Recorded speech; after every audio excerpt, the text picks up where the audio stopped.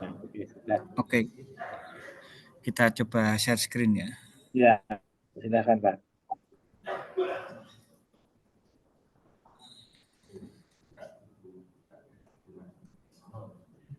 Maaf, kamera saya ini trouble ini, tumben, sehingga saya nggak bisa on cam ini.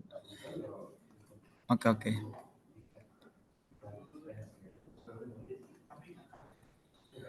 Sebentar ini. Ya, bisa. Oke, kita coba sharing ya untuk presentasinya. Bisa? Tampilannya udah kelihatan belum? Belum Pak, masih gambar saya ini. Oh, ntar. Nah,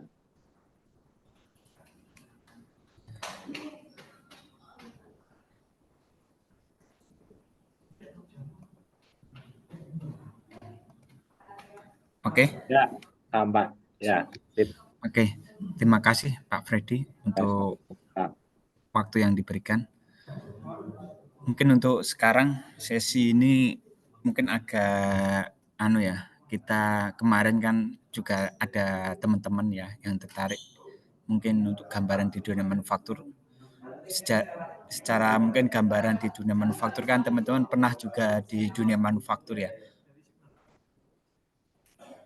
Ini background salah satu, ya dulu saya pernah mengikuti perusahaan tersebut di kawasan Cibitung ya.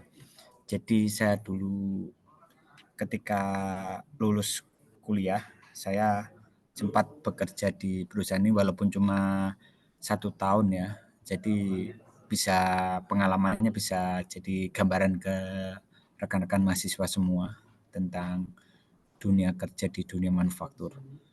Mungkin teman-teman punya gambaran yang tentang ini.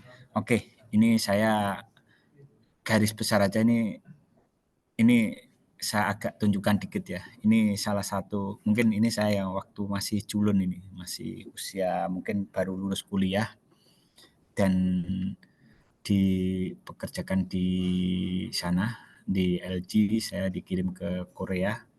Ini sama rekan-rekan kerja. Ini depan ini, yang depan ini teman akrab juga. Sekarang dia juga di oil and gas. Jadi awalnya emang kita mengawali dunia manufaktur. Ini sekarang dia di BP Tangguh. Jadi kalau teman-teman mencari tambang gas di BP Tangguh di Papua, dia ini engineer. Dulu sempat engineer PLN juga dia. Di PLN 10 tahun apa akhirnya dia 5 tahun kalau nggak salah, 5 tahun akhirnya pindah ke oil and gas juga sama dengan saya. Kalau saya mungkin di PLN cuma 2-3 tahun ya. Jadi saya ini 1,5 tahun ya di dunia PLN-nya lah, 2004 sampai 2005. Jadi kalau ini 5 tahun. Jadi Pak Niko ini 5 tahun, kalau saya di oil and gas itu di PLN pembangkit listrik itu 2004-2005 ya. Setelah itu ini engineer at Korindo nih. Ini jadi bergerak di manufaktur juga. Jadi antara LG dan Korindo ini manufaktur ya. Dia ini di LG itu manufaktur elektronik. Sementara setelah itu ikut proyek sudah selesai, saya tinggal di Cilegon, cari di daerah Cilegon dan dapat kerjaan sebagai engineer, kembali lagi ke manufaktur, tapi bekerja di manufaktur alat berat ya, jadi memproduksi alat berat. Mungkin untuk gambaran teman-teman aja sih. Sekarang ya biar teman-teman ada gambaran juga tentang dunia kerja gambaran di dunia kerja. Mungkin ini salah satu yang pertama saya ikuti setelah lulus tuh, saya di bagian R&D, Research and Development, untuk di bagian di home entertainment ya. Jadi LG itu memproduksi banyak, ada AC, home appliance and air solution ini menangani AC, terus dulu sempat di mobil komunikasi ada HP juga. Jadi saya nggak banyak foto ya tentang LG nih, karena emang zaman dulu HP itu masih awal-awal HP handphone yang ini, yang apa, yang berwarna. Jadi awal-awalnya masih Nokia, dan mau mulai masuk LG sama Samsung sama Sony, mulai masuk itu di dunia manufaktur. Dan saya bukan di HP-nya, tapi saya divisi di ini, Home Entertainment R&D, Research and Development. Jadi mengembangkan tentang TV, tentang home theater, tentang apa itu. Jadi saya di situ, terlibat di situ. Mungkin biar teman-teman juga punya gambaran, saya soalnya udah apa ya, udah lama nggak di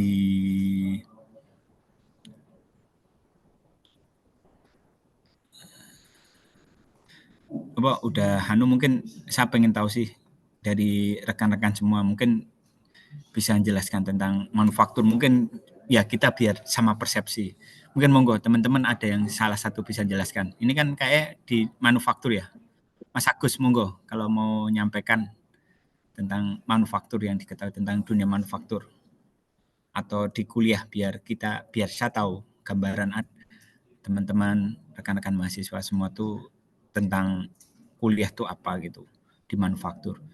Mungkin ada yang bisa resen atau menjelaskan ke saya terkait, mungkin biar kita bisa menggali manufaktur sejauh mana yang di dunia perkuliahan yang memang apa ya, dimengerti oleh teman-teman semua, rekan-rekan mahasiswa semua. Monggo yang bisa menjelaskan, Mas Agus, monggo kalau mau.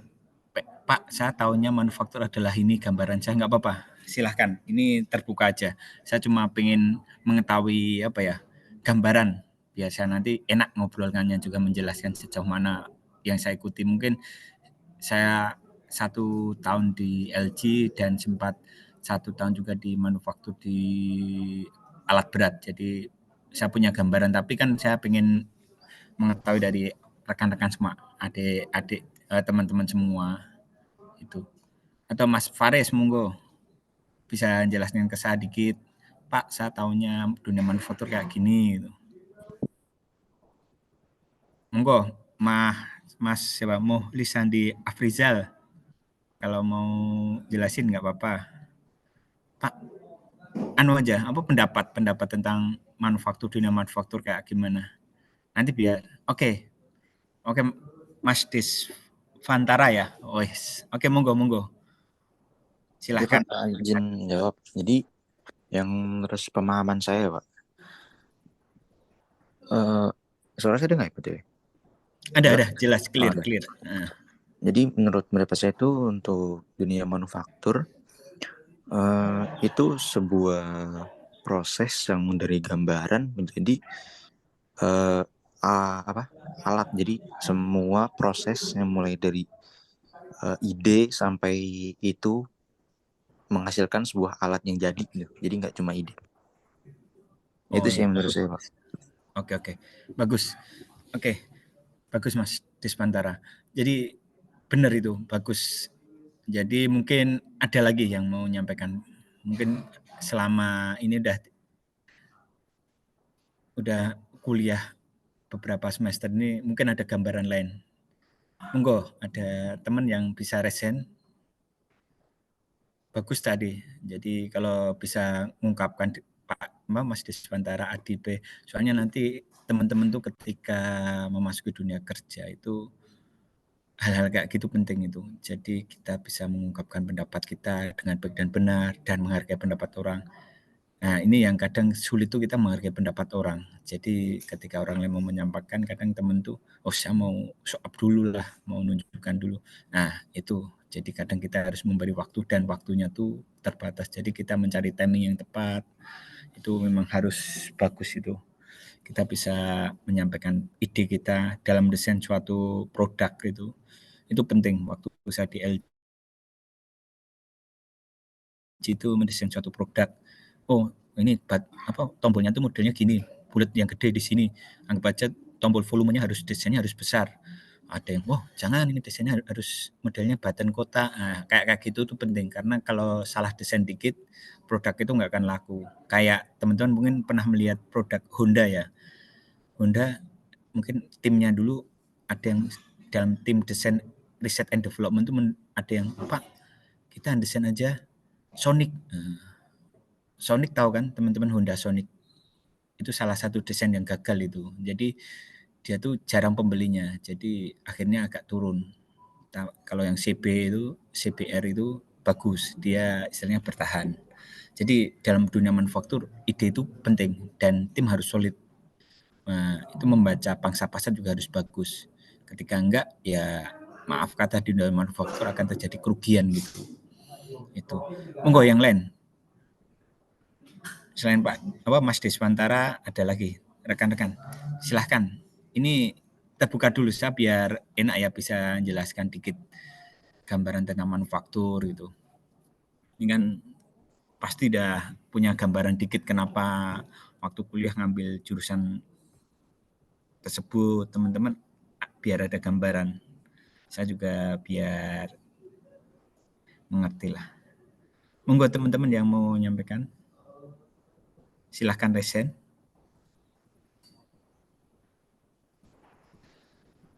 Pak, izin menyampaikan ya, Kak. Ya, monggo, siap Mas Heru. Baik, terima kasih waktunya. Jadi menurut saya itu atas pahaman saya, manufaktur itu adalah suatu cabang dari industri di mana manufaktur sendiri itu uh, mengubah proses dari bahan mentah menjadi bahan yang siap saji itu. Bisa menggunakan alat, bisa menggunakan mesin, ataupun dengan olahan tangan sendiri. Begitu Pak, menurut pahaman saya. Oke, benar Mas Heru. Nah, jadi manufaktur benar itu yang disampaikan Mas Heru. Dan mungkin nanti kita samakan persepsi, mungkin juga membuka gambaran teman-teman dunia manufaktur kayak apa, terus triknya gimana biar bisa kerja di dunia manufaktur. Soalnya persaingannya sangat-sangat lumayan ya. Oke, ada lagi teman-teman? Bagus sekali Mas Heru tadi. Oke, satu lagi lah biar 3 pendapat. Monggo. Mohon izin Pak, izin mengutarakan pendapat dari saya. Oke, monggo Mas Menurut Dimas. saya manufaktur itu adalah proses pengolahan dari barang mentah di barang jadi, yaitu sebuah produk. Nah, untuk pengolahan atau proses pengolahan tersebut itu meliputi pembuatan desain, analisis produk, dan juga proses pengolahan barang tersebut. Nah, jadi proses pengolahan barang tersebut itu adalah proses pembuatan barang tersebut setelah desainnya itu sudah ada, terus analisisnya itu juga sudah ada. Nah, untuk pembuatannya itu bisa langsung dilakukan. Cukup, terima kasih. Oke. Bagus ya. Jadi semua itu benar ya istilahnya, apa yang diketahui teman-teman semua, rekan-rekan semua itu nggak salah, dan disitulah mungkin nanti setelah di dunia kerja akan lebih bagus ya, akan lebih mungkin nggak salah, dan ini masing-masing punya persepsi sendiri-sendiri, tapi saya cuma sini ngasih gambaran aja ya di dunia manufaktur kayak apa. Saya kebetulan di dunia manufaktur itu pernah di dua manufaktur ya, di mana itu memproduksi yang seperti disampaikan tadi, memproduksi LG. Nah, kalau LG ini manufaktur ini terus terang karena dia perusahaan besar, dia manufakturnya juga assembly, lebih ke arah assembly ya. Jadi assembly barang, komponen-komponen barang mentah tadi itu disuplai oleh vendor. Jadi kita waktu itu di LG itu punya banyak vendor. Jadi ini untuk gambaran aja. Ini saya 1 tahun di LG sini ya. Jadi kantor LG ini. Bisa udah muncul kan tampilannya? Jadi Sudah, Pak. oke.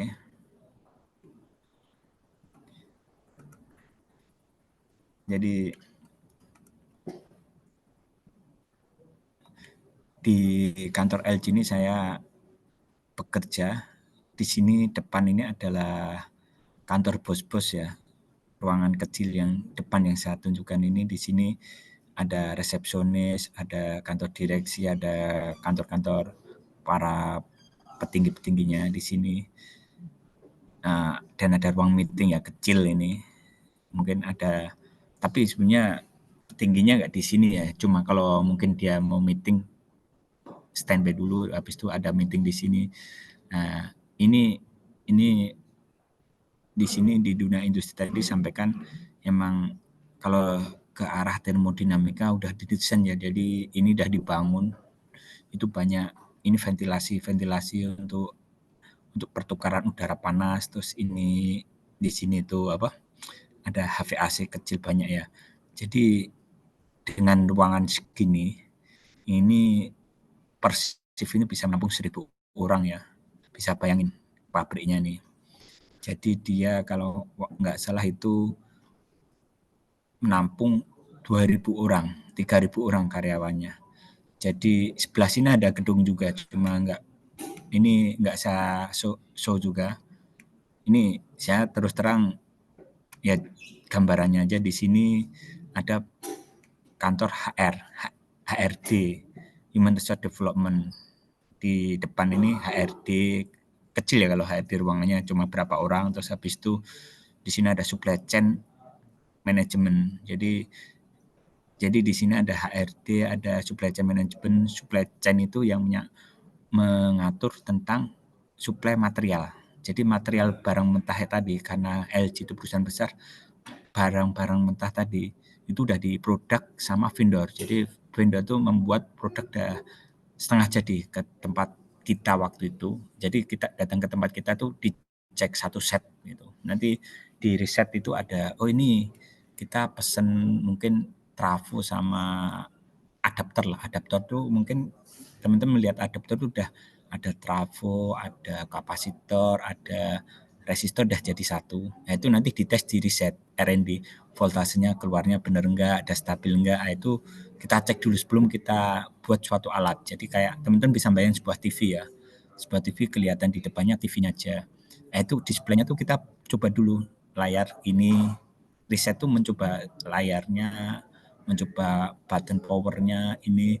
Jadi kita bekerja di R&D itu, terus membuat manual booknya, petunjuk-petunjuknya kita desain semua udah jadi, kita tawarkan ke seluruh dunia. Jadi nanti ada di Rusia, oh kami memesan tipe mungkin tipe LG yang tipe ini gitu, TV yang tipe ini. Begitu juga kalau di Astra ya, kayak Astra, kami pesan yang CBR 200 unit. Nah, nanti diatur sama supply chain management. Oh ya, dalam 1 bulan ini kita harus memproduksi tipe plasma 100.000, TV tipe LED sekian, tipe LCD sekian. Nah, itu diatur sama SCM. Supply chain management itu akan pesan ke vendor-vendor tadi. Oh, saya pesan adapter yang sekian voltage. Itu untuk bulan besok saya pesan 100. Oh, yang untuk minggu kedua 50. Nah, itu diatur sama supply chain management. Habis itu di sini ada juga bagian legal ya, kayak legal procurement, legalnya mengurus imigrasi segala macam ya. Jadi karena barang itu diekspor, imigrasi segala macam dia urus juga, perpajakan. Terus nanti tak jelaskan struktur organisasi. Mungkin udah berubah ya, tapi ya berubah kan biasanya lebih bagus. Cuma saya udah puluhan tahun ya, udah itu saya 2003 ya. 2003 sampai 2004, berarti udah hampir 20 tahun yang lalu. Tapi kayaknya nggak beda jauh sih, soalnya teman saya di sana yang masih udah jadi manajer, udah jadi asmen, manajer atau kepala produk pabrik itu ya kayaknya hampir-hampir sama, nggak banyak berubah di sana. Cuma di manajer senior biasanya dipegang sama Korea. Jadi mungkin teman-teman, ya saya cuma saran ya, dan saya dulu juga menyesal kenapa enggak mungkin teman-teman kalau tertarik kayak film Korea atau apa bahasa Koreanya, bisa bahasa Korea itu jadi pertimbangan juga nanti. Mungkin di tahap akhir ketika rekrutmen, oh kamu bisa bahasa Korea, kenapa? Di top manajemen tuh tetap ada orang Koreanya. Jadi kita bujangnim, jajangnim, sajangnim. Jadi berkoordinasi sama mereka. Walaupun pakai Inggris, bahasa Indonesia, mereka sudah dilatih bahasa Indonesia. Cuma mereka menghargai ketika ada salah satu kandidat ada nilai plusnya bisa bahasa Korea atau bisa bahasa Jepang. Mungkin kalau teman-teman berminat, itu bisa ada waktu di sela-sela sore hari, cobalah cari apa kayak kelebihan itu. Mungkin ya kalau otodidak belajar itu ada nilai tambah sendiri nanti akan merasakan. Soalnya saya merasakan sendiri waktu itu satu ngambil bahasa Prancis dan saya mau masuk waktu itu ada perusahaan minyak oil and gas total tuh nilai plusnya karena bisa bahasa Prancis. Saya sampai dipanggil ya, cuma ya belum rezeki karena ada ya usernya juga ada perlu yang orang power dan ada orang UI dari elektro, jadi kebutuhannya nggak sesuai dengan, jadi saya bisanya dari teknik mesin, kebutuhannya listrik, saya bisa dipanggil sampai tahap akhir kan apa? Saya bisa bahasa Prancis, jadi bisa bahasa Prancis dikit ya, 1 tahun ya, jadi di akhir-akhir kuliah saya ikut bahasa Prancis ya, sambil skripsi, nyantai-nyantai, ya seminggu 2 kali ikut kursus bahasa Prancis. Itu ada hikmahnya.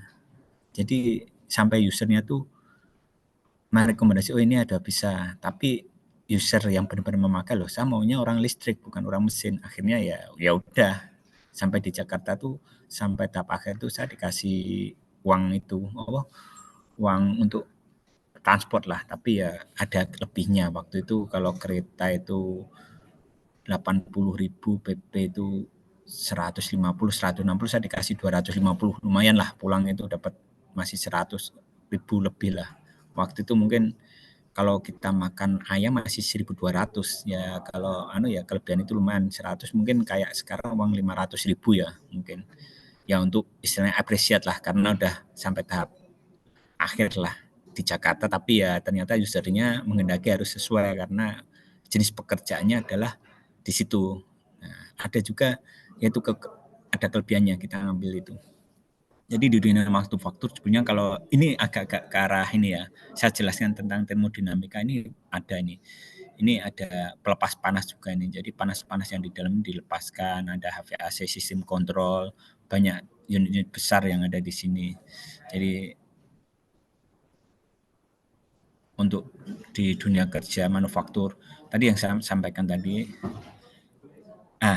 ini juga saya nggak ngambil dari internet ya, tapi sebenarnya ini nggak beda jauh karena seragam LG ketika 2003 pun gini, sampai sekarang pun masih gini ya pekerjanya.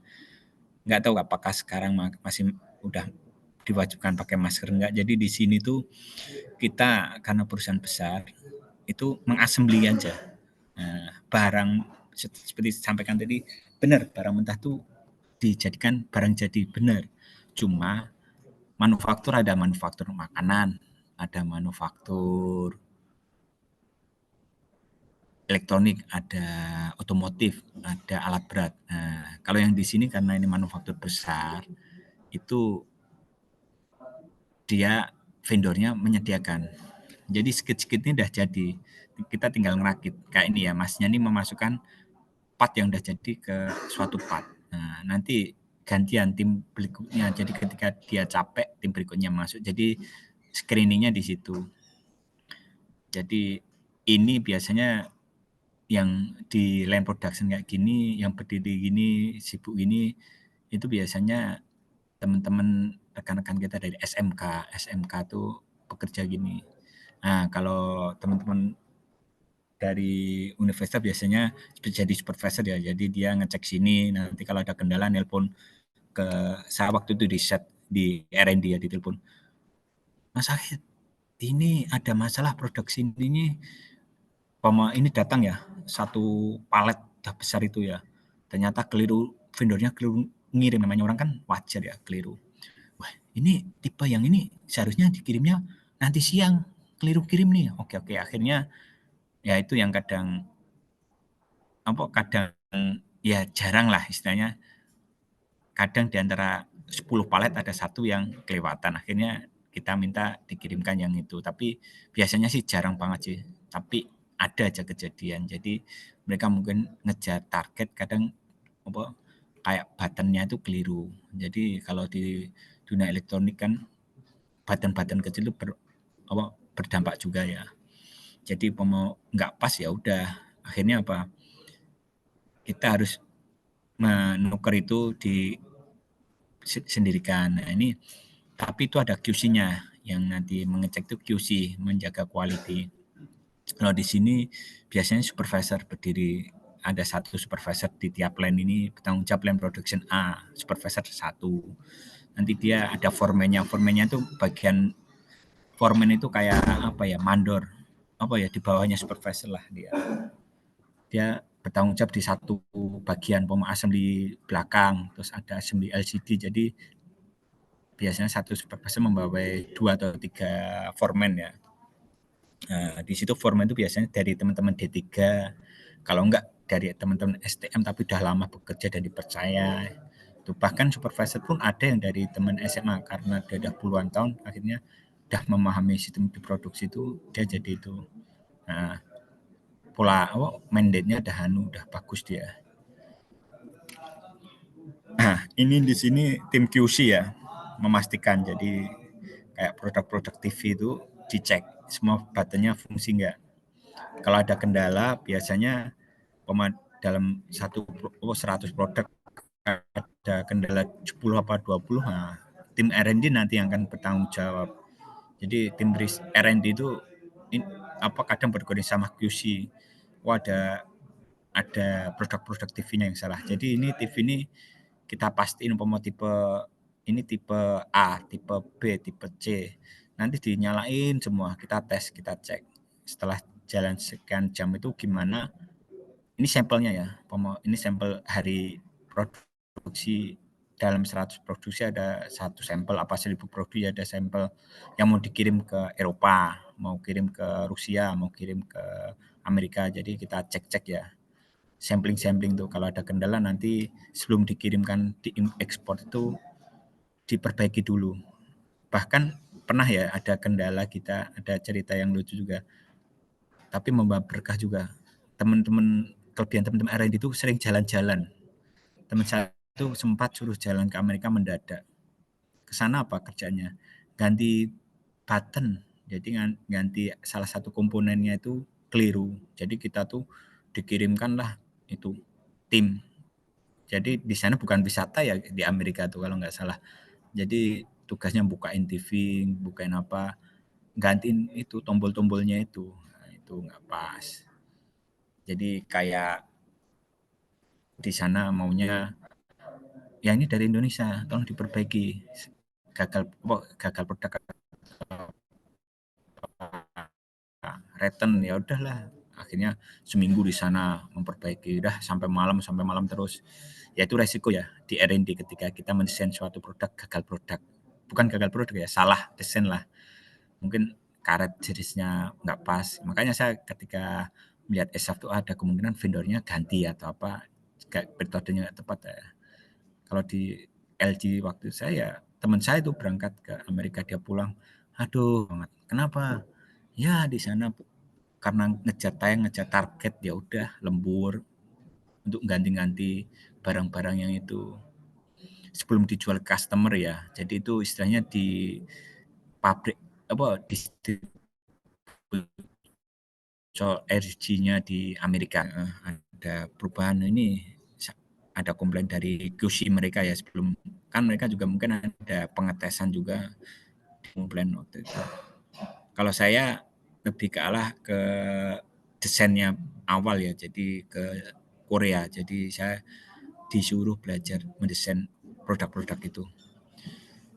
Cuma ya ketika 1 tahun saya kayaknya apa ya, namanya masih muda kan, saya dulu sukanya di dunia otomotif, saya suka merakit-rakit motor, suka apa, udahlah saya sebenarnya setelah 1 tahun saya pamit, kaget juga loh, ini kamu udah jadi tim ahli saya ya, jadi riset and development dah kita percaya. Ya Pak, tapi saya pengen mengetahui tentang apa, turbin, tentang motor-motor yang besar, karena ada kesempatan nih dibangun suatu turbin ya, pembangkit listrik. Ya itu saya ikut di proyek sana ya, mengetahui yang seperti tak gambarkan kemarin, alat-alat besar. Ya udahlah, kalau itu pilihan ya udah. Akhirnya saya kerja di sana, tapi namanya proyek kan sudah kelar proyek, mungkin dari 100 pegawai di situ paling 1-2 yang jadi operation kan, dan orang biasanya orang listrik yang diutamakan kan, kita orang mekanikal paling udah ada yang akhirnya maintenance ada juga selama akhirnya saya udah selesai di itu, terus saya oke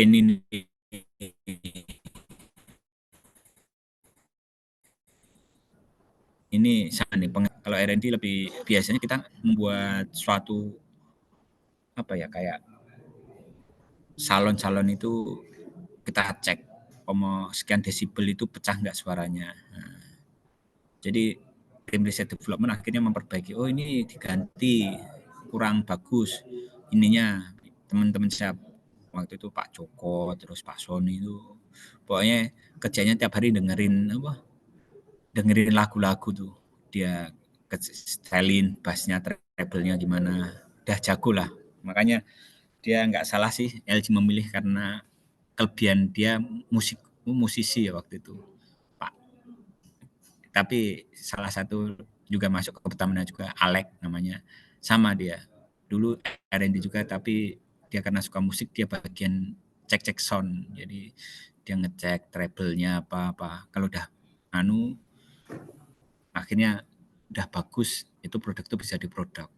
Jadi tim riset ya, riset and development ini, kalau ini QC ini, rekan-rekan teman-teman punya gambaran, oh saya suka kalau yang suka administrasi bisa di depan tadi, kalau HRD biasanya orang teman-teman psikologi, kalau SCM itu bisa jadi teknik mesin, cewek teman-teman yang cewek teknik mesin atau apa bisa jadi supply chain management, jadi mengatur perputaran itu, tapi biasanya antara teknik elektro, teknik mesin ya, banyak di LG atau di Astra itu bisa jadi itu. Nah ini gambaran aja, kalau istirahat makan, jadi ini ke kantin ya, kantinnya antri itu sama teman-teman kita, berbaur sama teman-teman operator, jadi asik, kita bisa ngobrol, bisa menyatu ya, nggak ada eksklusivitas lah, kita sama-sama kerja di kantor kan, nanti ada gathering juga kadang biar akrab lah teman-teman, biar kita menyatu, biar terjadi kebersamaan. Nah ini gambaran, kayaknya nggak beda jauh ya. Jadi di LG itu ada tim production, ada tim untuk support ya, sama ini administrasi ada ini tim legal berurusan sama perizinan IT, menjamin jaringan di kantor tetap oke. Terus sales admin team mengatur tentang penjualan ke luar negeri, ini sih dari luar negeri itu butuh apa.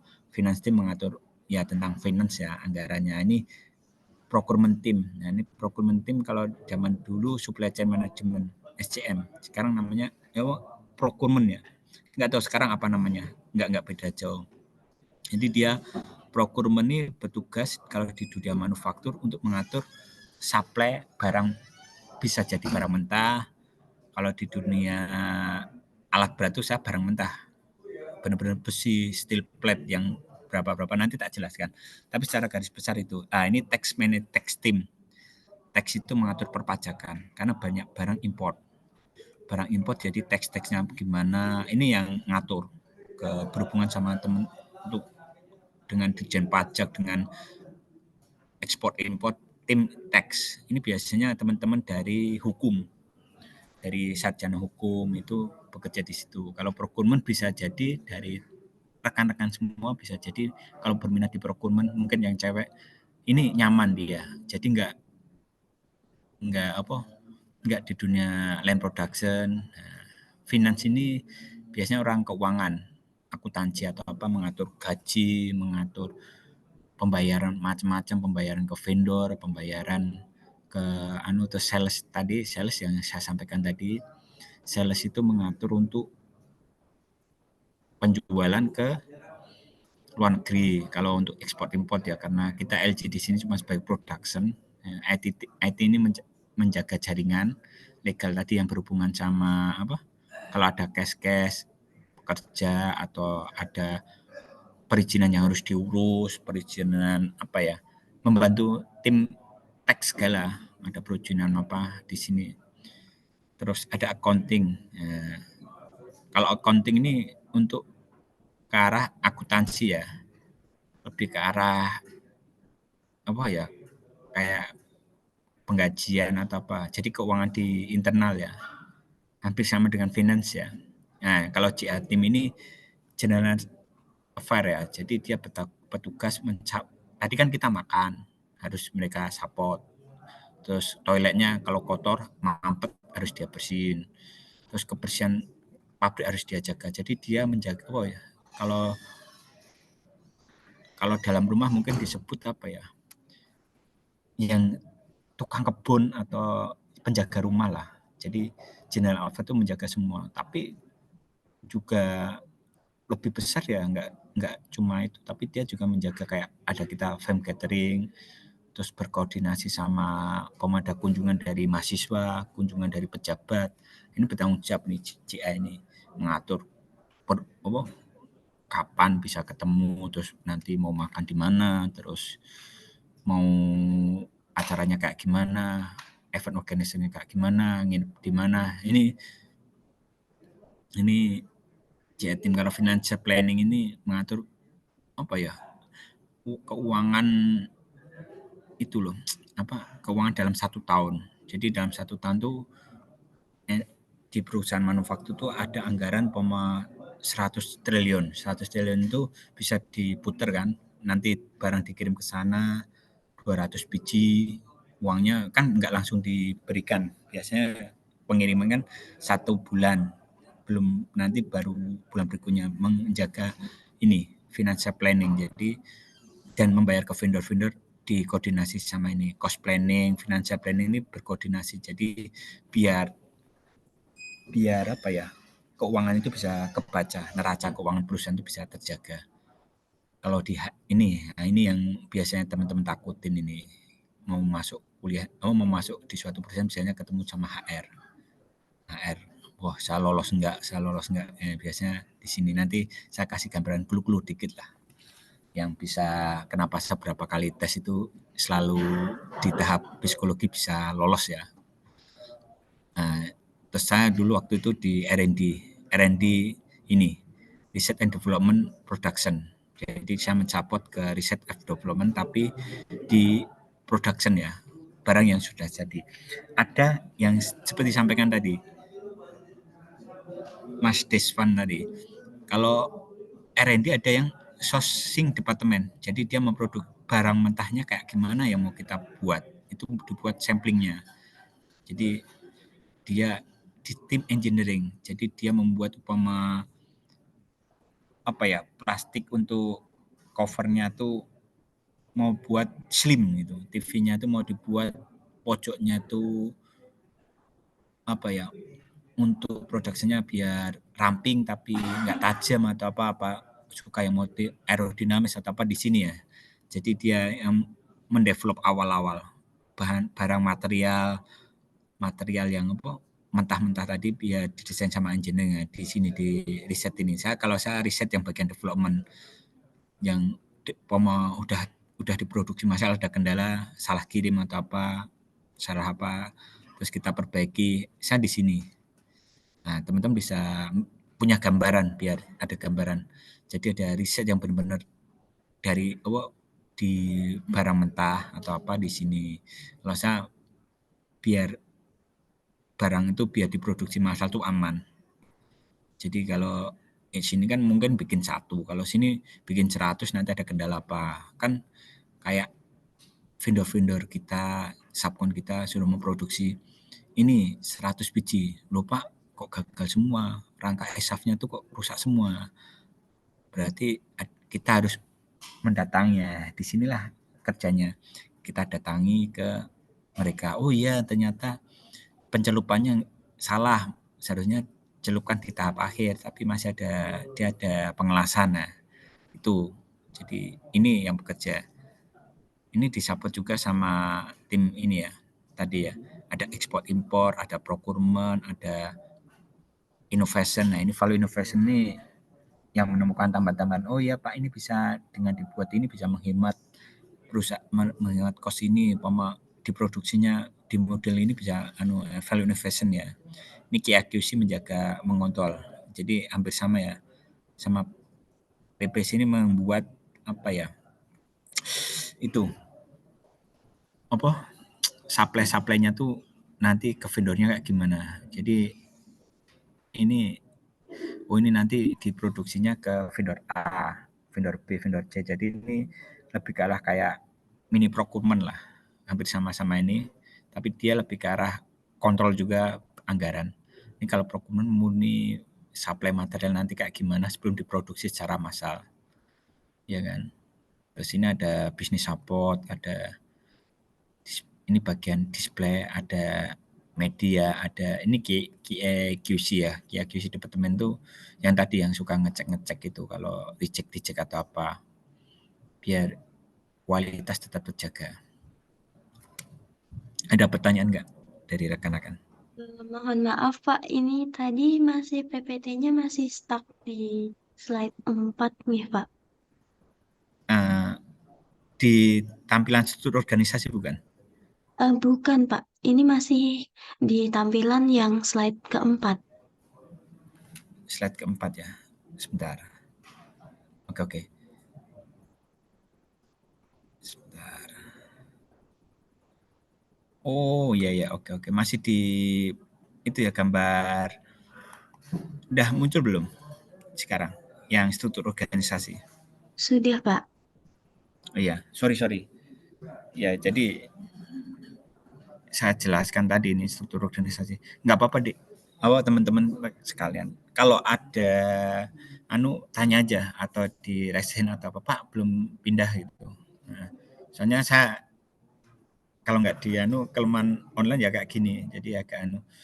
Jadi saya sampaikan tadi ya, ada bagian administrasi, ada R&D, ada production team. Production ada bagian production kulkas, ada media itu home theater atau apa, display itu display di sini untuk produksi TV segala macam, dan ini QAQC yang menjaga kualitas.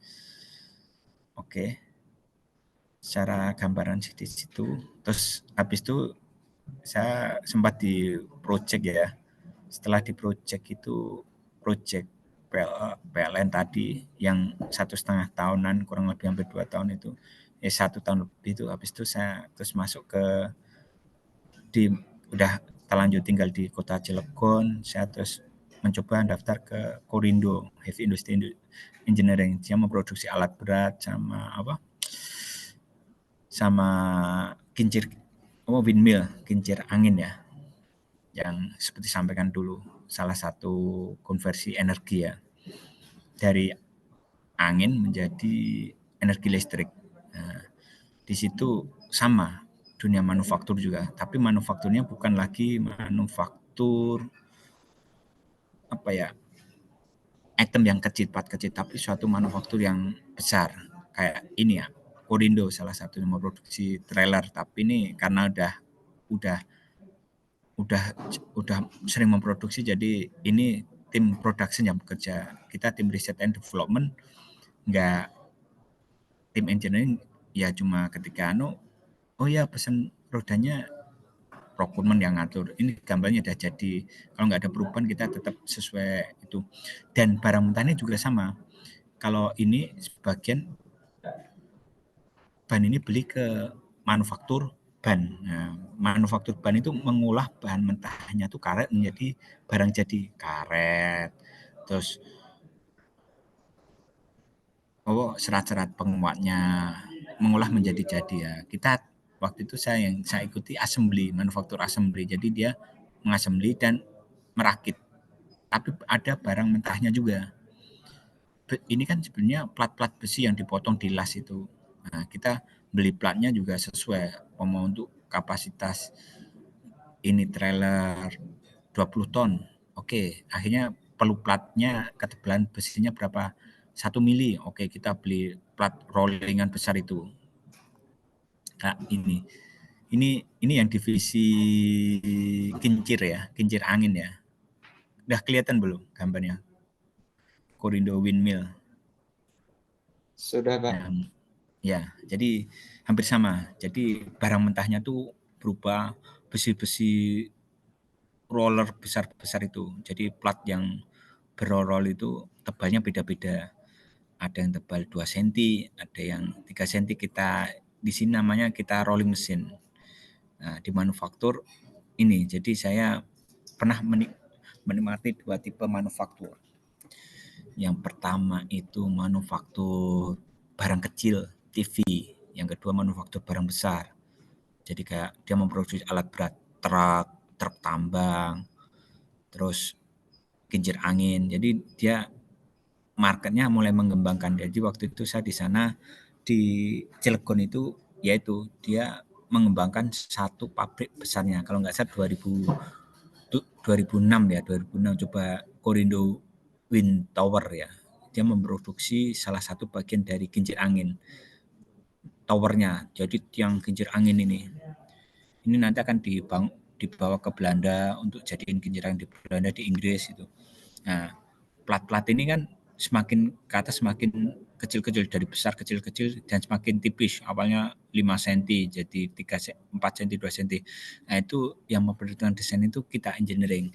Kebetulan waktu itu teman saya dari teknik penerbangan ya, yang jadi engineer desainernya di sini, teknik penerbangan ITB. Kalau saya kan bagian ya bisa gambar, desain gitu. Teman-teman kalau bisa SolidWorks itu nilai plus. Ada yang bisa SolidWorks di sini atau AutoCAD. Itu penting itu. Jadi kalau mau di dunia manufaktur, CNC itu juga biasanya dari SolidWorks diubah jadi CNC, hampir sama ya. Jadi di dunia molding itu perlu. Jadi nilai tambahnya kalau mau teman-teman engineering mau itu. Nah, salah satu produk yang waktu itu Korindo dapat itu ini pipa kalau kuning gini gas ya. Kita dapat kayak membuat paperback-nya di Tangguh. Waktu saya sempat punya pikiran Tangguh Papua tuh kayak apa ya. Nah, ternyata Allah tuh ngabulkan juga. Saya setelah ini juga 1 tahun lebih ya, kurang lebih 1 tahun ya. Ini saya terus nyoba sebelum pas itu saya nyoba ada lowongan project Tangguh ya, saya daftar. Jadi penasaran sama pengen tertarik sama oil and gas. Kebetulan waktu itu yang saya awasi di sini membuat apa ya, kayak pipa, terus kayak alat transportasi untuk ke Tangguh. Saya sering ke lapangan ngecek, oh ini Tangguh kayak apa, Tangguh LNG kayak apa. Nah ini pipa gas ini untuk dipasang di mana. Saya nyobalah apply salah satu lowongan ya, dibutuhkan untuk ini. Akhirnya saya bekerja di Tangguh LNG ya. Awal di oil and gas saya di sana. Jadi saya bekerja membangun Tangguh LNG plant 2007 ya. Membangun proyek Tangguh, proyek besarnya ya. Nah, ini akan dikirim banyak pipa-pipa. Ini membuat ini teman-teman mungkin penasaran sama kayak itu yang tank itu. Kenapa bisa belakangnya tuh bisa kayak gini, bisa kayak kapsul gitu ya. Jadi sebenarnya dia plat besi ya, plat besi datar. Terus di sini kita press ya. Ini ada mesin pressnya, ada mesin untuk bendingnya. Jadi dia disetting di sini biar bisa menjadi oval. Jadi mesinnya di sini. Nanti ketahuan yang di sini thickness-nya sama, makin ke tengah makin menipis ya. Tapi ada standarnya. Awalnya plat 2 cm, terus kita membuat desainnya. Waktu itu saya bisa PV Elite itu mengetahui bahwa thickness minimal itu harus 1,5. Jadi ketika thickness minimal 1,5 berarti harus tebal 2 cm. Akhirnya kita beli plat yang 2 cm. Terus kita mulai bending rolling ya di sini. Jadi jadilah ini salah satu end cap namanya. Punya gambaran nggak teman-teman? Pernah lihat truk tank yang sering lewat itu? Belakangnya kan agak kayak gini ya, kayak membentuk oval ya. Itu alatnya kayak gini nih. Ini namanya alatnya kayak gini. Mungkin teman-teman di kampus ada ya? Bending rolling ada nggak teman-teman? Untuk mesin bending atau mesin rolling ada ya? Kalau Ada, yang Pak. lebih, ya ini lebih lengkap kalau yang ini. Ini lebih lengkap, Mbak. Jadi bisa lebih, kapasitasnya lebih besar lah di dunia industri. Ini anak buah kita ya. Dan saya waktu itu ada suatu hal ya yang mungkin di safety itu yang harus diutamakan ya. Jadi waktu itu ada salah satu almarhum anak buah saya tuh, dia mau menikah. Karena udah mau menikah kan nggak fokus kan. Jadi Jumat pagi itu dia minta izin pulang untuk cuti. Pulang siang ya, pulang lebih cepat karena mau menikah di Lampung dari Cilegon kan. Ya kita udah setuju aja, oke nggak apa-apa. Tapi dia mungkin karena berpikiran udahlah nanti siang, ini saya angkat terakhir Pak, nanggung. Jadi suatu plat itu diangkat. Dia masalah sepele, dia pengen ngambil kacamata dia yang jatuh. Ini kan pakai kacamata safety. Ketika mengambil kacamata safety, ini bukan di sini ya posisinya, tapi di tempat sebelah ya, di tempat lain dia menekan tombol katrol itu. Ya udah besi yang besar sekali itu menghantam almarhum. Jadi saya kaget juga waktu itu. Biasanya saya ngecek ya, kadang saya mau biasanya habis pagi itu kerja, waktu smoking tuh saya gunakan untuk, ya maaf kata, waktu itu saya biasanya kan ada, kalau di perusahaan Korea atau Jepang tuh ada jam sekitar mungkin jam 9 atau apa tuh smoking atau apa. Itu saya gunakan untuk jalan sholat duha dulu deh. Mas, waktu rehatnya saya sekalian ngecek line production. Jadi ini sebelum waktu istirahat saya ngecek ke line production sekalian duha. Tapi waktu itu saya ditelepon kakak saya, seharusnya belok. Saya karena kelanjutan nelpon sama kakak jalan lurus. Nah, kalau mungkin belok nggak ditelepon kakak saya, besi itu bisa, ya wallahu alam kan. Saya rencananya mengecek di area tersebut kan pekerjaannya benar enggak. Ya karena telepon itu saya lurus dan tiba-tiba mau belok udah dengar suara apa? Besi jatuh itu menimpa almarhum. Kasihan sekali dah mau nikah tuh padahal Sabtunya. Jumatnya kita ya tim HSE yang mengantar itu juga nggak kesampaian juga. Seharusnya acara hajatan malah jadi duka cita itu. Jadi ya makanya di dunia kerja ya mungkin kayak teman-teman ya ini untuk pelajaran aja, umpama mau lebaran mau pulang kampung ya tetap fokus lah. Ini mungkin kalau naik motor ya kendaraan harus hati-hati, kalau ngantuk ya istirahat. Itu hanya gambaran aja. Di dunia manufaktur kayak ini, dunia manufaktur di sini, jadi saya mengalami dunia kerja dua ya di manufaktur tuh, di manufaktur yang memproduksi barang assembly ya. Jadi barang itu udah jadi kayak Honda, LG itu mereka barang mentah tuh yang produksi bukan mereka sendiri. Nanti mungkin teman-teman setelah lulus kuliah nanti bisa jadi kerja langsung di Asta, bisa jadi di anak perusahaan Asta. Nah, di anak perusahaan Asta tuh nanti yang produksi knalpot, jadi dia yang besi-besi itu di bending, di rolling jadiin knalpot. Knalpot itu nanti udah jadi dikirimkan ke astranya. Bisa jadi di dunia manufaktur yang di situ. Jadi ada gambarannya. Jadi manufaktur benar tadi sampaikan, nggak salah, dari mentah menjadi jadi. Mentahnya tuh biasanya di ke sub-sub perusahaan. Kalau kayak di Korindo ini karena dia alat berat, maka mentahnya tetap dia kerjakan dari plat ini, plat utuh di rolling, di bending kayak gini. Jadi itu mungkin ada pertanyaan dari rekan-rekan mahasiswa semua. Izin bertanya, Bu. Ya, monggo Mbak. Kalau di industri itu biasanya software yang digunakan untuk gambar atau misalnya program CNC itu memang SolidWorks aja ya, Pak? Enggak banyak sih Mbak, masing-masing, tergantung. Cuma waktu itu di mana, di kayak di ini pabrik Korindo tuh saya pakai SolidWorks. Jadi biasanya nanti CNC-nya dia punya sendiri dia. Jadi kita mau kerja di Astra. Kalau Astra waktu itu teman saya pakai apa ya? Dia belajarnya juga di situ. Tapi dia ngomong, saya ini, oh ya, kamu bisa mempelajari program baru. Bisa Pak. Nanti kita training, kita latih. Jadi biasanya teman saya yang masih di Astra tuh gitu. Dia awalnya juga cuma bisa AutoCAD, SolidWorks. Tapi sekarang di Astra pakai program khusus dia. Astra Honda Motor. Jadi dia jadi sekarang senior engineer lah, senior desainernya di Astra Honda Kerawang itu. Jadi dulu emang yang penting teman-teman HR itu, teman HC itu melihat dari teman-teman rekan-rekan adik-adik itu adalah apa kelebihannya gitu.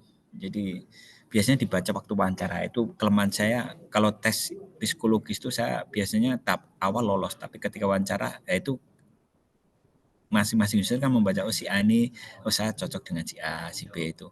Jadi itu mungkin teman-teman di mana, di sana di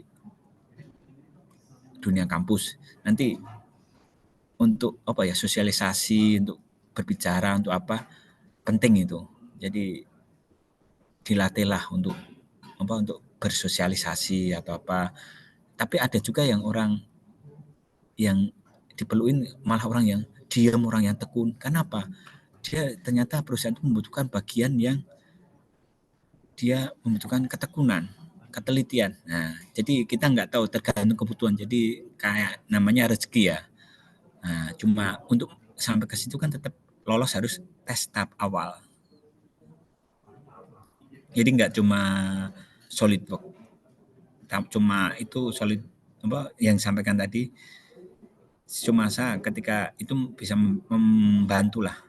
Jadi oh ya ini bisa SolidWorks. Jadi user itu jadi yang mau menggunakan kita di perusahaan tuh, oh ya ini pas lah, nanti tinggal kita ajarin program kita gitu.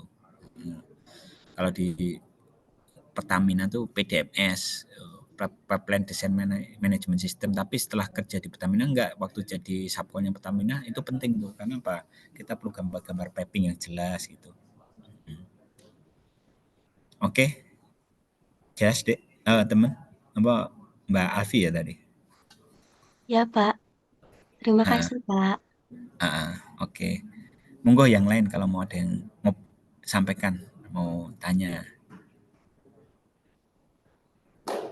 atau mungkin kalau di manufaktur apa ya, makanan itu saya belum tahu, tapi ada sih teman saya yang jadi GM-nya, di general manajernya di Unilever di Malang. Teman satu kos dulu, dia kelebihannya tuh yaitu orangnya tekun, rajin, dan pergaulannya bagus. Ya akhirnya dia mengawal dunia di Unilever dan dia tetap di Unilever. Sekarang udah jadi GM-nya. Dan ada juga yang di Astra, jadi GM-nya di Astra Thailand, Pak Indra tuh. Mungkin Pak Freddy tahu tuh Pak Indra. Terus kalau yang itu dia tekun juga waktu itu, dia bisa AutoCAD juga, bisa di kampus tuh waktu itu AutoCAD. Jadi yang penting modal awal sih, modal awal dari rekan-rekan. Monggo, ada yang mau ditanyakan lagi? Kemarin ada ini Pak Hafid mengundang Pak Indra untuk apa pembicara di seminar nasional. Nggak tahu ini mahasiswa pada ikut nggak yang ini? Pak Indra, Ya, iya. ada ikut Nah, nggak mahasiswa ini Mas Mbak? Mas Mbak, pada ikut seminarnya Pak Indra nggak? Enggak, Pak. Tidak. Enggak, Pak. Enggak. Oke, sudah. iya. Oke, itu Pak Indra tuh rekan kita juga, teman Pak Freddy juga. Jadi dulu beliau tuh sama, ya di kampus tuh jagonya CNC sama AutoCAD. Malah kayaknya SolidWorks belum sempat mengenal Pak Indra tuh. Jadi karena dia lebih ke arah kepemimpinannya bagus, akhirnya jadi GM dia. Jadi pola pikirnya ketahu, oh, masing-masing kan kayak saya di Pertamina, saya lebih ke arah fungsional ya, bukan struktural. Oh ya, akhirnya menjadi di staff-staff. Ada yang orang pandai untuk mengorganisasi orang, akhirnya bekerja itu. Jadi tiap orang punya gambaran masing-masing. Pada apa ya? Patternnya, cocoknya di mana. Oh, saya suka mengkoordinir orang. Oh, saya lebih nyaman bekerja dengan mendesain suatu barang. Nah, akhirnya jadi fungsional, bisa struktural, pilihan itu. Dan karakter, kita nggak bisa paksakan dah. Kalau teman-teman sukanya, oh saya suka mengkoordinasi orang, tapi ternyata bekerja di nanti pasti nggak akan nyaman juga. Oh saya hobinya ini ya. Akhirnya kadang, tapi ya kita bisa menyesuaikan ya. Kadang kita menyesuaikan dengan dunia kerja, tapi nggak beda jauh sih. Ketekunan, kerajinan, dan etos kerja. Saya waktu di LG itu, kalau boleh disampaikan jam kerja gila itu. Berangkat jam 5:30 dari setelah subuh itu 5:30 berangkat, naik bis karyawan, pulang tuh jam 9 malam. Karena saya waktu masih bujang, oke. Dan atasan saya kan udah berkeluarga, biasanya dia pulang jam 4. Dia nitip ke saya, tolong ya jagain ya line production. Ya Pak. Nah, disitulah jadi kenapa saya dikirim ke Korea, karena atasan itu melihat saya bagus lah. Saya mau tanggung jawab, mau apa. Akhirnya jadiin tim riset and development inti lah. R&D intinya di LG. Cuma ya saya waktu itu pengen tahu ya namanya orang baru lulus, tapi ya jangan ikutin saya, jangan ikutin. Pokoknya teman-teman kalau udah nyaman ikutin aja. Cuma saya pengen penasaran waktu itu di PLN kayak gimana, saya akhirnya ikut di project PLN. Ada lagi pertanyaan dari rekan-rekan?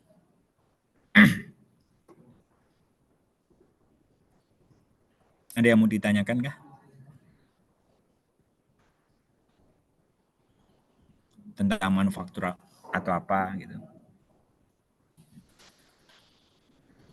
Kalau pernah teman saya ngobrol yang di Indofood tuh cerita tuh ya guyon aja. Untuk supply barang mentah dia, kayak tomat itu, dia membuat riset harga tomat tuh ketika panen kan pasti murah, ketika nggak panen harganya, ketika musim kayak sekarang beras itu harganya naik. Jadi dia membuat landing point-nya tuh memperkirakan harga pasnya, akhirnya ditenderkan untuk supply ini memenangnya si A. Jadi si A itu PT itu mensuplai selama 1 tahun ke Indofood harga sekian. Nah, di situ ketika harga naik dia akan rugi, tapi dia nggak menghitung di situ. Jadi PT itu udah jago ya. Jadi dia akan membeli supply-nya barang-barang itu kayak sausnya, tomat-tomatnya tuh ketemu di harga berapa. Jadi masih profit ya. Itulah supply and demand harus ngatur. Bahkan ketika musim panen mereka simpen ya biar awet, dia vakum atau apa, biar bisa untuk ketika harga naik bisa bertahan. Tapi ya itu kembali ke masing-masing perusahaan manufaktur makanan atau apa, beda-beda triknya masing-masing. Monggo kalau ada yang mau disampaikan, ada yang mau ditanyakan.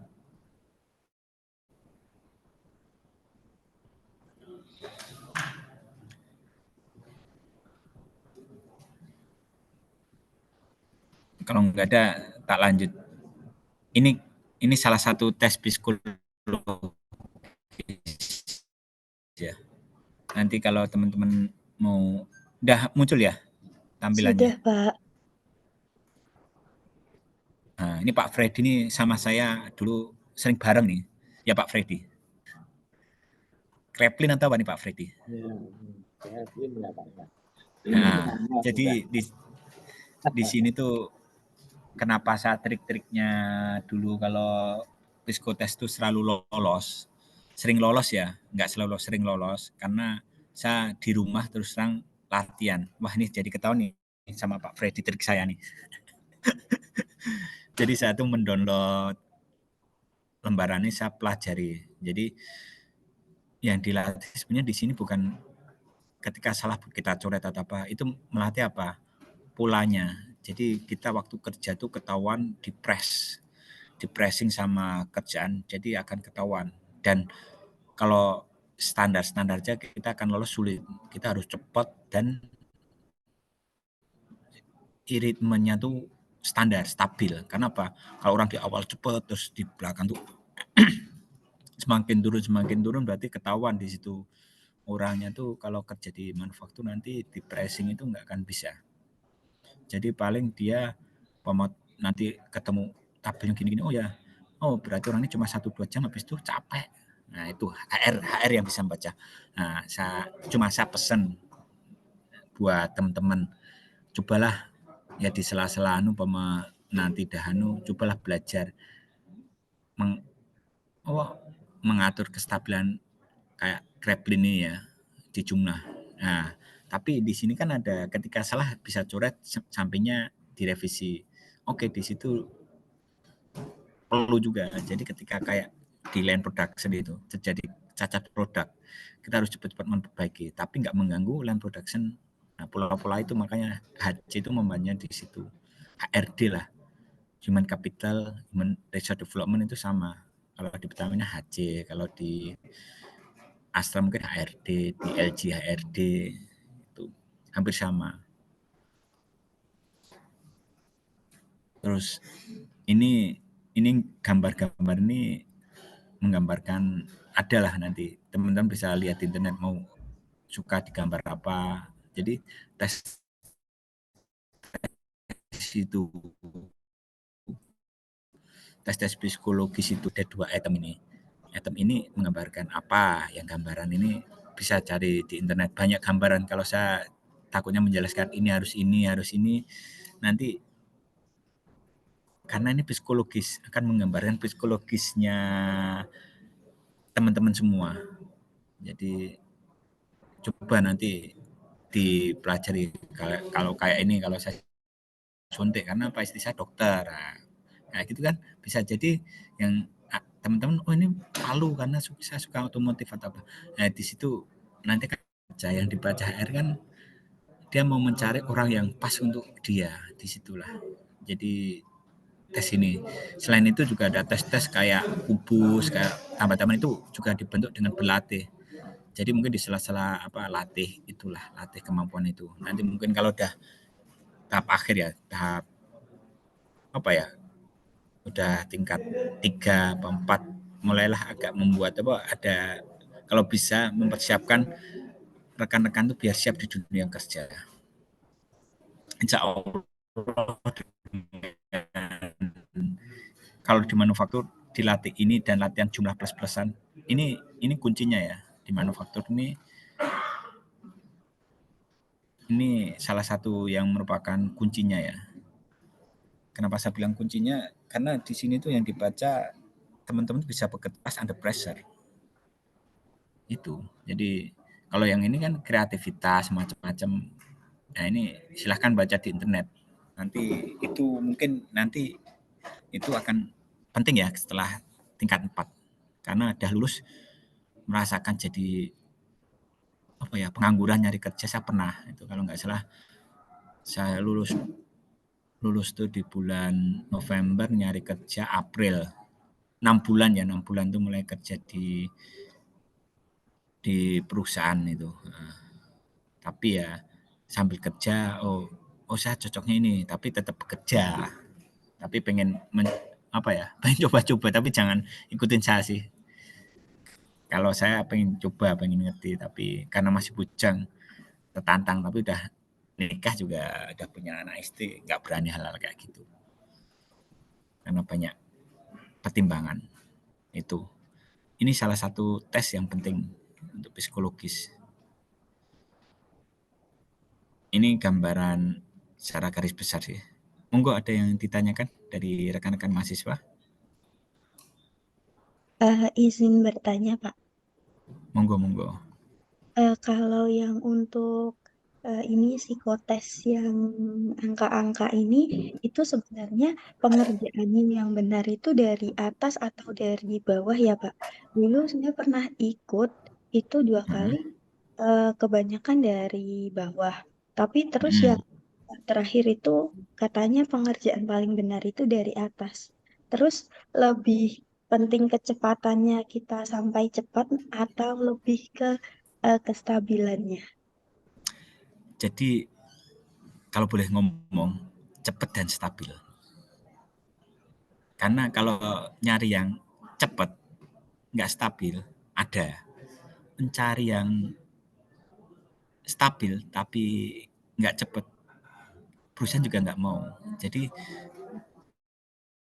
perusahaan kalau maunya di pressure tapi stabil, nah, berarti harus cepat, dan itu makanya harus dilatih.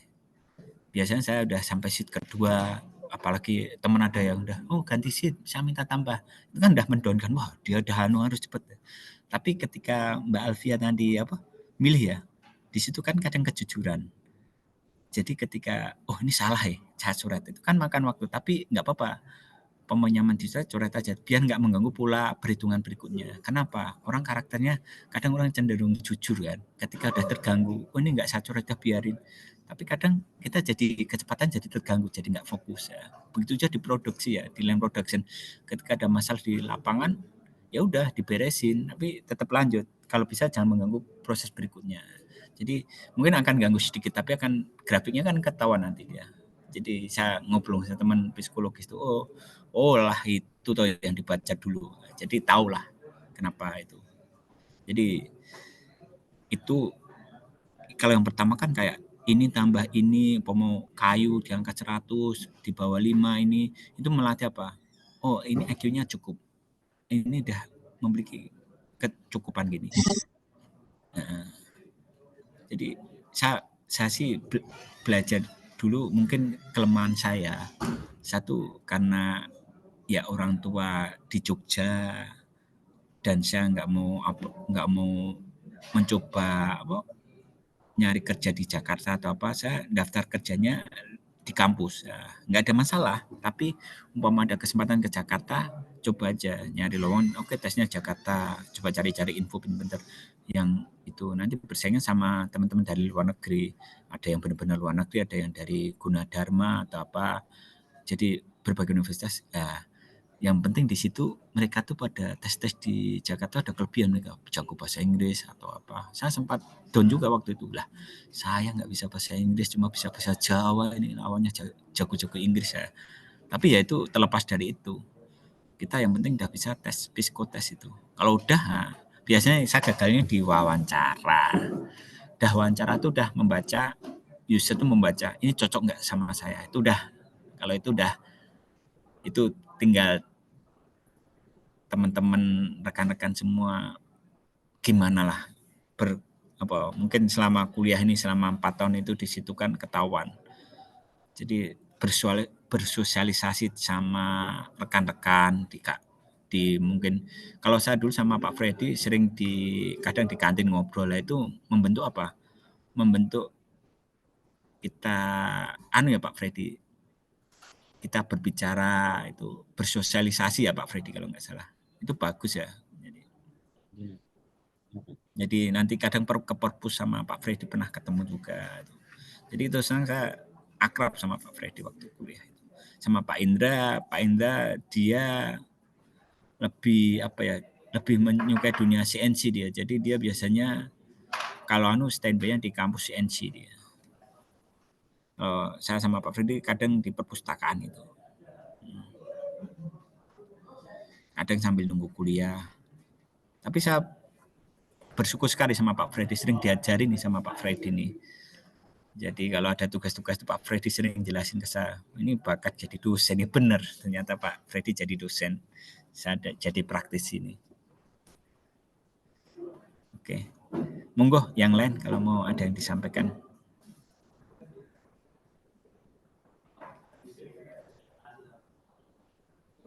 Ada yang mau disampaikan, ditanyakan. Ini atau untuk yang untuk minggu depan agendanya apa? Nanti ada Pak sama mau apa? Mau penjelasan apa? Kalau mau teori nggak apa-apa, nanti saya sampaikan ke teori yang ini cuma gambaran untuk itunya.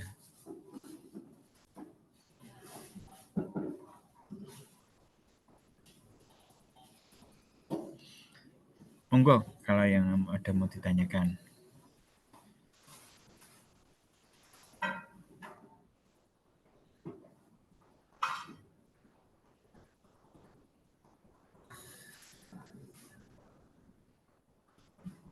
Nek di dunia manufaktur yang ya saya soalnya cuma cuma 2,5 tahun mungkin di dunia manufaktur, jadi nggak begitu banyak yang saya bisa ceritakan. Yaitu saya sampaikan di LG, saya sempat jadi R&D ya, Research and Development-nya LG ya.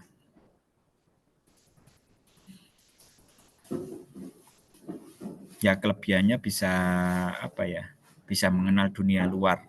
Jadi bisa dikirim ke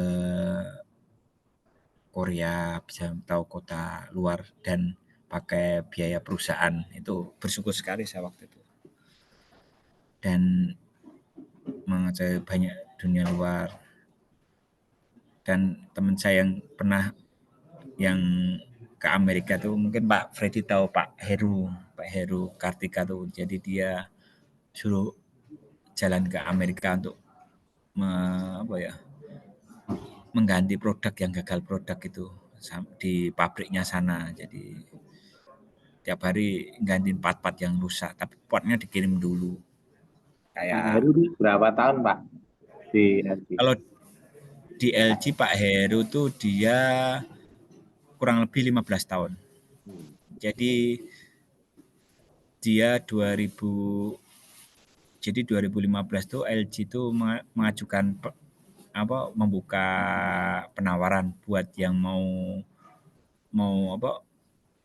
mengajukan pensiun dini dikasih golden second. Nah, Pak Heru tuh ngambil golden second 2015. Habis itu mungkin dia pengen dekat sama keluarga. Terus bareng saya terus dia sempat di Mas Pion Surabaya. Habis itu dia sekarang mengelola sekarang homestay. Jadi dunia manufaktur juga. 15 tahun dia. Kalau saya cuma di LG 1 tahun dan di Korindo 1 tahun lebih ya. Jadi hampir 2,5 tahun. Jadi dunia manufaktur 2 saya. Yang dunia manufaktur alat berat dan dunia manufaktur yang komponen-komponen kecil. Kalau dunia alat berat itu saya sama Pak Ito. Jadi mungkin ini just share aja. Pak Indarto tuh salah satu VP, Vice President di Medco Manning.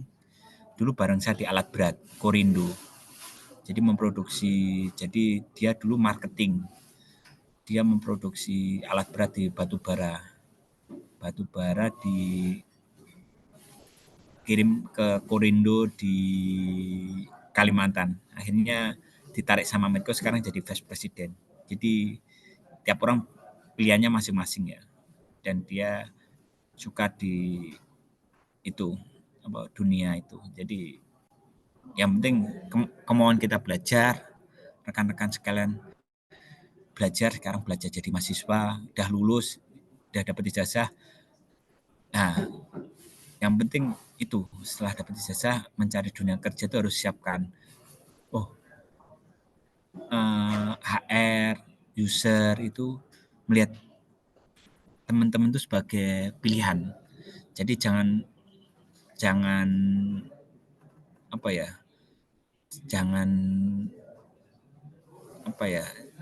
demotivasi lah atau patah semangat.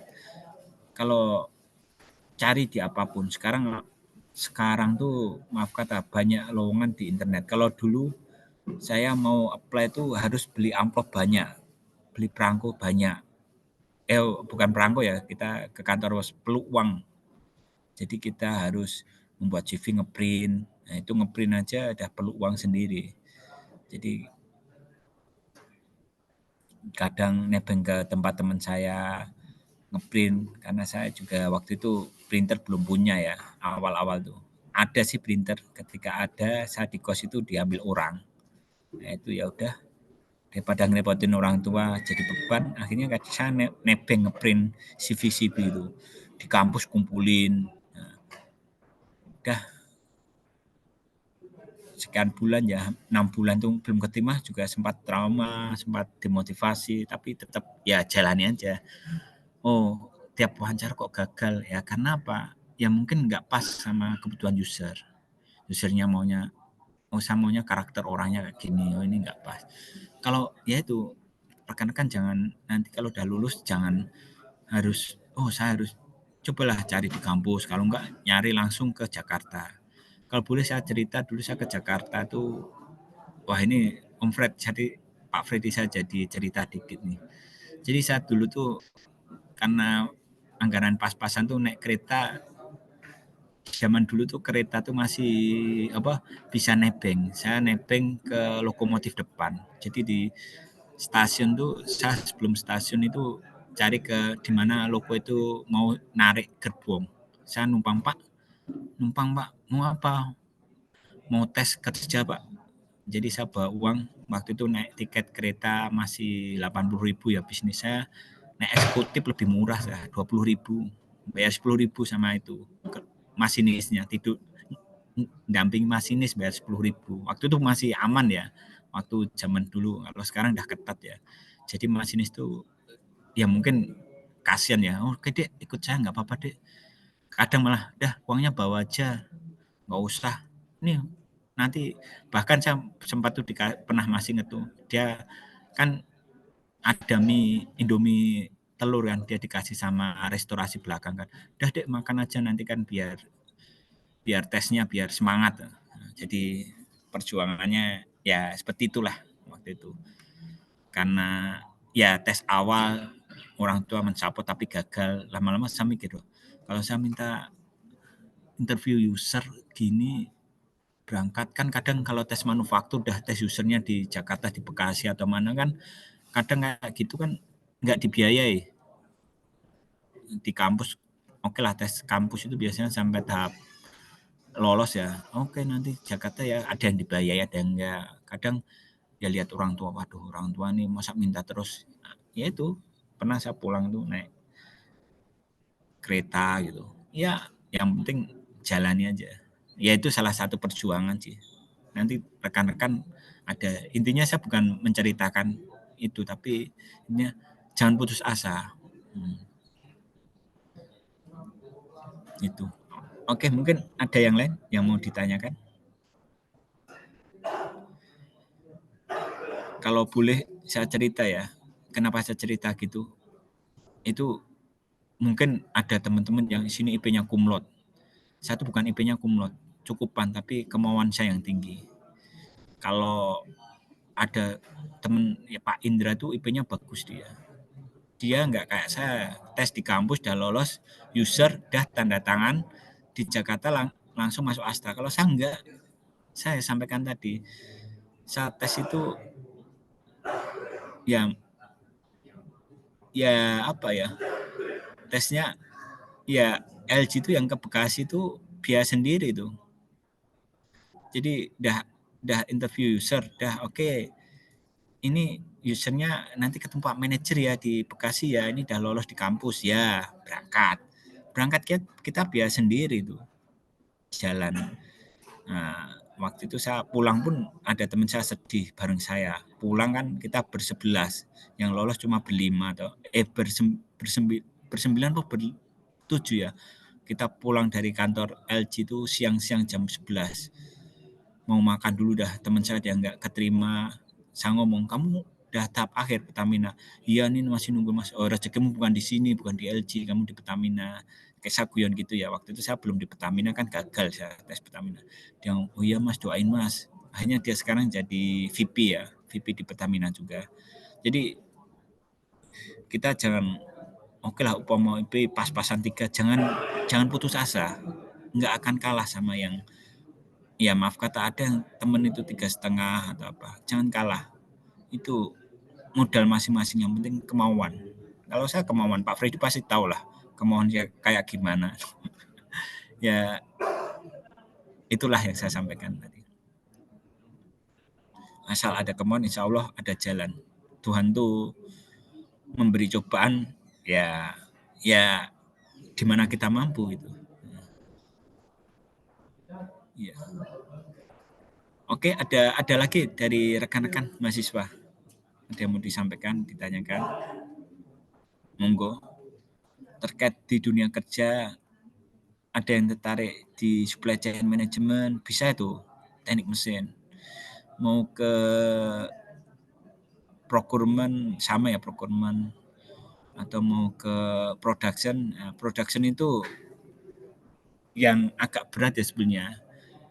Kadang dituntut untuk apa, jiwa kepemimpinan. Oh saya suka ngatur ini nih. Nah, biasanya dari situ terlatih kita berhubungan sama yang kita awasi bawahan kita, teman-teman SMK yang ya dia udah capek, kadang ya kita kuncinya ya biar bisa kadang diajak main di rumah, ayo Sabtu kita jalan diajak apa datang ke dia apa di situ. Jadi kita enak, kita memimpin orang tuh bukan karena bos dan bawahan, tapi karena dia hormati.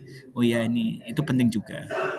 Jadi mungkin nanti, ayo kita nonton ya besok ya ke Bekasi ya, ada ada bioskop. Nah, gimana? Alah ini aku habisan nih. Ya Pak, bisa Pak.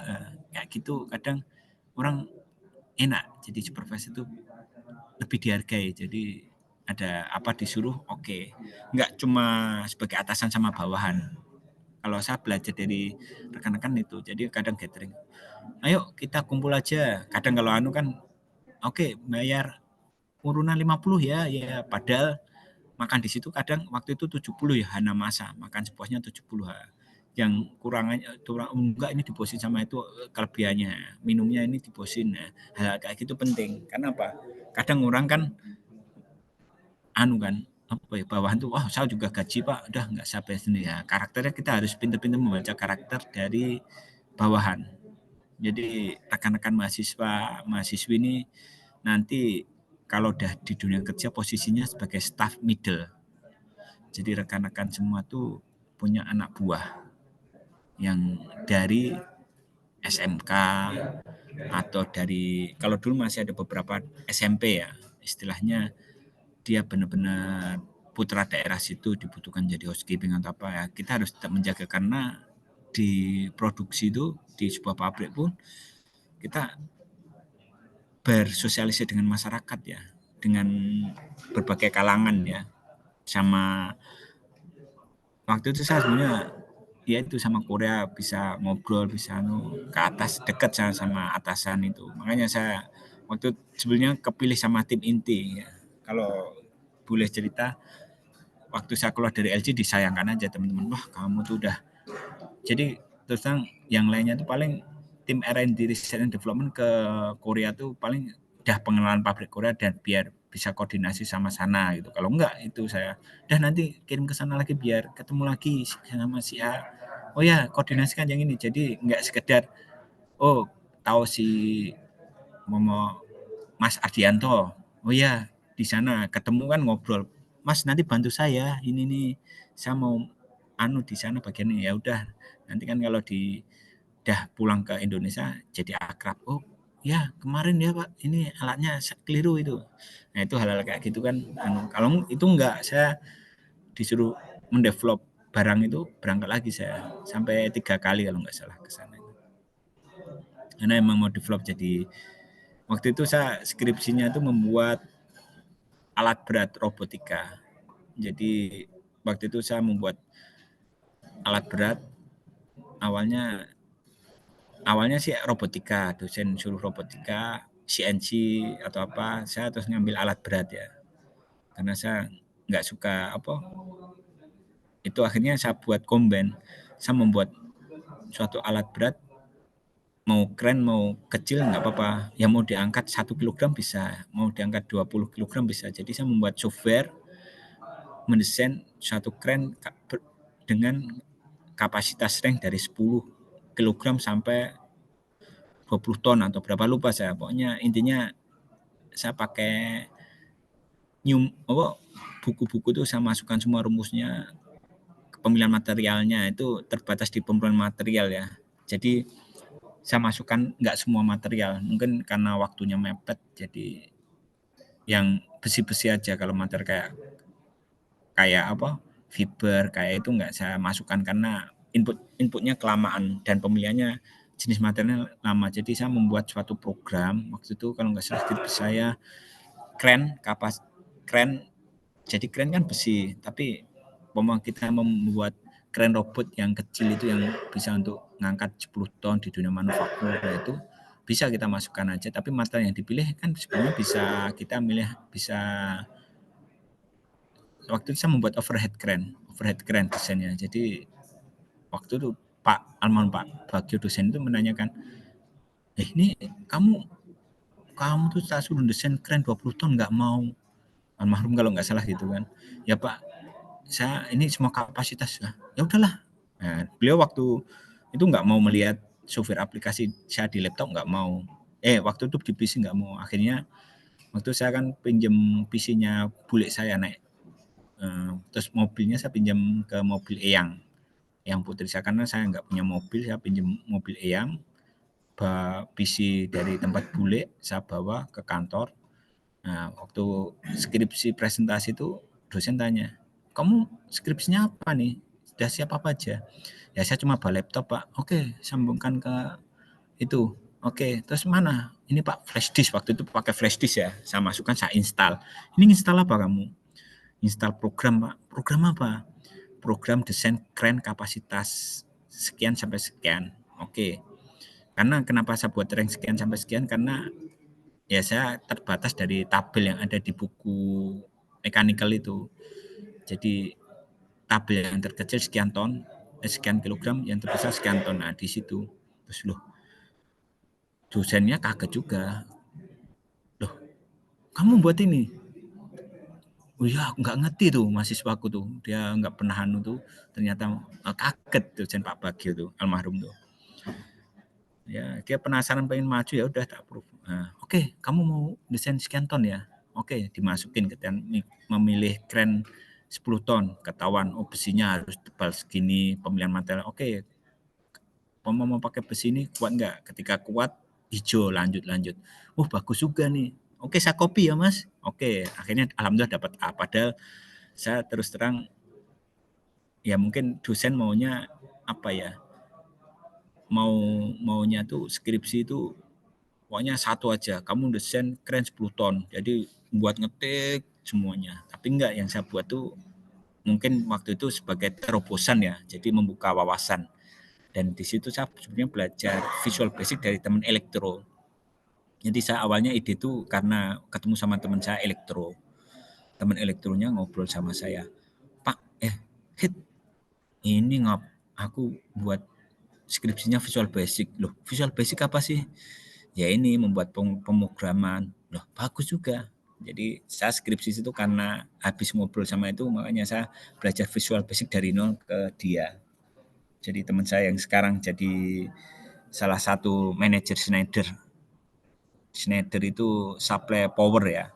Ya itu makanya saya tertarik di dunia power karena dekat sama itu teman juga, teman main ya itu di dunia power. Akhirnya saya pengen nyoba di dunia listrik PLN itu kayak gimana. Ya itu. Jadi yang penting tetap semangat. Jadi IP pas-pasan 3 jangan takut sama yang 3,5 3,2, tunjukkan karakter masing-masing. Itu sih saya belajarnya. Oke, itu aja. Monggo, ada yang mau ditanyakan dari rekan-rekan?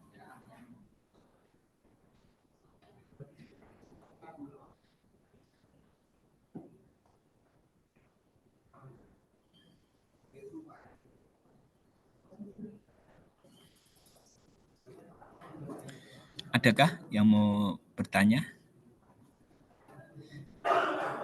Ini rekan-rekan rata-rata kos ya, sekitar kampus ya? Atau ada yang pulang pergi? PP? Ada yang kos, ada yang PP, Pak. Oh, Mbak Alfia asli mana nih? Saya asli Klaten, Pak. Oh, Klaten. Oh, di Lajo apa pulang apa anu? Saya ngekos. Soalnya Ngekos. Klatennya agak jauh dari Jogja. Mana? Jimbung? Enggak. Enggak, Pak. Ini Jatinangor yang deket arah Boyolali. Oh iya jauh itu ya. Teman saya ada juga yang dulu dulu juga sekarang dia di Karya. Dulu temen maju dia, rumahnya Jimbung. Jadi kelebihan kos itu ada waktu lebih lah. Kalau kayak saya kan dari Prambanan. Jadi Prambanan itu ngelaju saya. Pulang tuh udah kadang capek, kadang bantu orang tua, capek. Itu mungkin saya belajar. Setelah selesai itu skripsi itu ya saya nyoba skripsi belajar itu sama setelah itu apa ya? Setelah selesai skripsi sudah belajar psikologis tes. Jadi kecepatan itu saya latihnya di situ. Awalnya tes gagal terus habis itu kuncinya nih akhirnya saya print Kreplin atau apa yang tadi dari atas bisa, dari bawah bisa, itu beda-beda. Pokoknya ikuti aja, mau dari atas mau dari bawah nggak ada masalah. Yang dilatih itu kestabilannya. Soalnya ada mungkin psikolog itu, oh yang benar dari bawah. Saya nggak tahu yang benar yang mana ya. Soalnya saya pernah ngalami yang buatnya dari atas, buatnya dari bawah. Jadi itu jadi mungkin dia yang mau diambil oh kelebihan dari atas.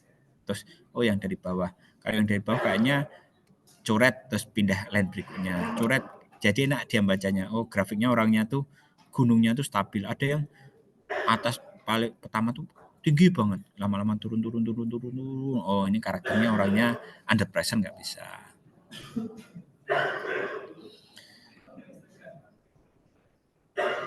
Itu sih. Kalau untuk minggu depan gimana Pak Freddy? Agendanya nyampein untuk materi apa bagusnya? Ini kan saya ngasih gambaran manufaktur. Mungkin dikit-dikit karena saya juga nggak begitu lama di manufaktur ya. Saya lebih karena lama di oil and gas. Ya ini karena kenapa saya nyampaikan manufaktur biar teman-teman punya gambaran juga di manufaktur. Minggu depan ini Pak Akib kan sudah pertemuan keempat ya. Jadi kita Nah, kembali ke oil and gas saja Pak Akib sehingga nanti oh ya, di termofluidnya lebih di ragam aplikasinya aja mungkin ke apa ya oh pompa ya, oke. atau ke yang kaitannya sama aliran Pak. Oke. Ya udah. Oke, Ya, berarti ini besok minggu depan kita lebih ke teori lagi ya. Nah, ini saya cuma ya karena manufaktur atau apa saya ngasih ya gambaran aja. tidak masalah Pak. Ini justru melengkapi ya Pak. Artinya Nah, kita tidak terlalu teoritis karena memang justru kita nyarinya yang praktis di lapangan itu seperti apa itu. Sehingga ya menggunakan silahkan saja mengimprovisasi materinya karena kalau teori sih kan sudah mahasiswa sudah dapat kelas dan mungkin dari buku juga banyak yang bisa beri. baca. Tapi kalau Oke. pengalaman lapangan itu justru dan motivasi seperti ini saya kira sangat ini ya, sangat menggugah semangat mahasiswa ya, bahwa ke depan mahasiswa itu harus tetap semangat ya dalam mencapai cita-cita yang pencapaiannya itu nanti akan ada jalannya masing-masing seperti Pak Adit tadi sampaikan ya. Jadi kalau pertemuan pertama ada yang semangat gitu ya, itu mulai terbangun ya semangatnya. Justru pertama itu semangat. Kalau sebanyak apapun teori ya pengetahuan yang kita punya kalau nggak ada semangat ya gimana gitu kan, bisa kalau Anda mengalami seperti itu akhirnya ya terima kasih Pak Akid. Ini mungkin kalau materi pada hari ini sudah selesai ya yang terkait Sudah. haji ya. Saya juga pantau tadi meskipun saya sambil yang lain. Mohon maaf ini kamera saya kok tiba-tiba off, ini saya nggak bisa muncul wajah ini karena tiba-tiba masalah power atau apa ini mungkin karena perlu ya dicampur dengan charger apa ya sehingga ketepuk-tepuk istilahnya itu sehingga nggak bisa diambil begitu. Nanti mahasiswa tolong presensi yang kelas F ya, yang kelas F kan memang jatahnya nanti jam 10 kan, kira-kira 10 menit lagi saya berikan tokennya ya, bisa nanti tokennya untuk yang kelas F, karena ini yang kelas D sudah yang pagi, yang F nanti kita berikan tokennya begitu. Oke, monggo Pak Akid, saya kembalikan ke Pak Akid untuk closing atau apa. Oke. Mungkin untuk closing hari ini untuk saya cukupkan sekian aja. Terima kasih untuk partisipasi teman-teman semua. Ya saya harapkan teman-teman untuk ya istilahnya kalau ada tanya nggak mau tanya, aktif. Jadi sebenarnya untuk keaktifan teman-teman tuh nanti akan penting juga. Jadi di kedepannya tuh satu itu penting. Jadi kalau dia atau apa tuh mau tanya itu yang dilatih sebenarnya mental. Jadi lama-lama teman-teman bertanya, lama-lama semakin terasah nggak akan sadar teman-teman udah bisa menyampaikan suatu pendapat di depan umum sebuah itu bagus. Jadi untuk kalau dilatihlah itu, jangan nanti ada yang tanya, enggak, di sini saya open. Mungkin itu aja. Terima kasih untuk partisipasinya. Maaf kalau ada salah ucap, salah kata. Ya ini cuma untuk sharing untuk terkait manufaktur. Nanti untuk minggu berikutnya seperti sampaikan Pak Freddy, saya akan menyampaikan di dunia oil and gas dan ke arah termodinamika ya, termofluid untuk di dunia oil and gas itu. Oke, untuk ini perlu foto lagi nggak Pak Freddy? Iya, betul, saya screenshot untuk akhir kuliah Pak Akid. Monggo dinyalakan kameranya mahasiswa, kecuali saya saya terkendala kamera ini. Saya coba-coba tetap belum mau itu. Munculnya sure that your camera is power on and is connected to your computer. Ini jadi kendala kameranya.